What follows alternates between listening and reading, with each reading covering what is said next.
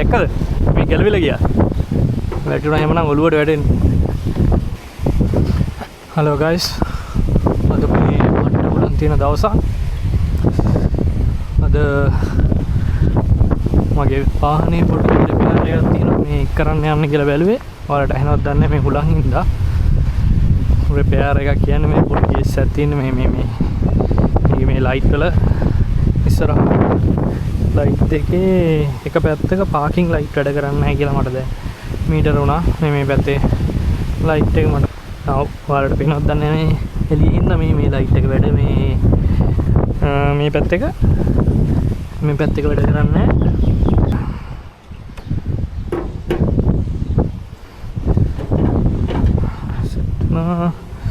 විදියට මෙන්න මේක ඔබලා මේක එළියට ගන්න ඕනේ. වයර් කනෙක්ෂන් එක ඩිස්කනෙක්ට් කරන්න. මෙතනින් දබන්න. මෙතනින් එන්නේ. ෂෙයාර් එක ඩිස්කනෙක්ට් කරා. ඊට පස්සේ ඒකේ වීඩියෝ එකේ තිබ්බේ මේ ලයිට් එක දකුණට කරකවලා එළියට අදින්න කියලා. මේ පැත්තෙන් ඇති. ඒක වෙන්න අම්මනේ. මම බඩු ඔයාලට පේනවා ඉන්නේ මේ ලයිට් එක අඟුරු වෙලා වගේ ගිහලා කර වෙලා ගිහලානේ. මොනම් බල්බ් එක එළියට ගන්න වීදුරුකට හැලේද?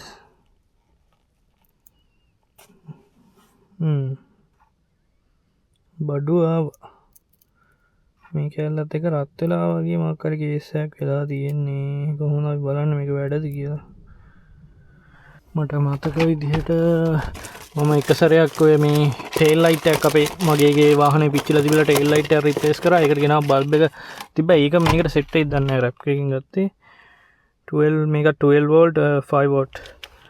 පේන විදිහට එකම බල්බ් එක වගේ මේ තියෙන කලින් පිච්චිලා අයින් කරපු බල්බ් එක පිටිපස්සේ ටේල් ලයිට් එක. ඒකත් මේ වගේමයි නේ මේ. දෙකම මම හිතන්නේ එකම ටයිප් එක තමයි. අපි බලමු මේකේ මේක ගද්දි බල්බ් දෙකක් හම්බුණා. මම බලමු මේක දාලා බඩු වැඩද කියලා. මේක පොඩ්ඩක් මේ පිච්චිලා අඟුරු වගේ වෙලා තියෙන්නේ. බලමු හිමීට බල්බ් එක බස්ස ගන්න පුළුවන් වේද කියලා. කර ගන්නවා. බල්බ් එක නම් බැස්සා. දාලා බලලා චෙක් කරලා බලන්න තමයි තියෙන්නේ. දෙගරියා අම්මා දැක්කද? මේ ගැලවිලා ගියා. වැටුණා එහෙමනම් ඔළුවට වැටෙන්නේ. උලම් පාරට අරක කනෙක්ෂන් එක ගැලවිලා ගියා.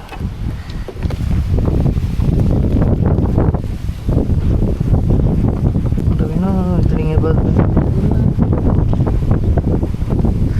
අන්න වැටුණා. එලගිරි බඩු වැටුණා. මේක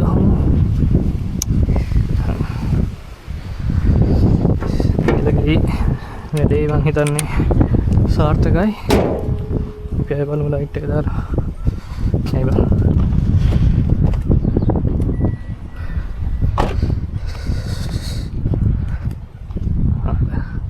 බඩු කැල්ල වගේ ලයිට් එක වැඩ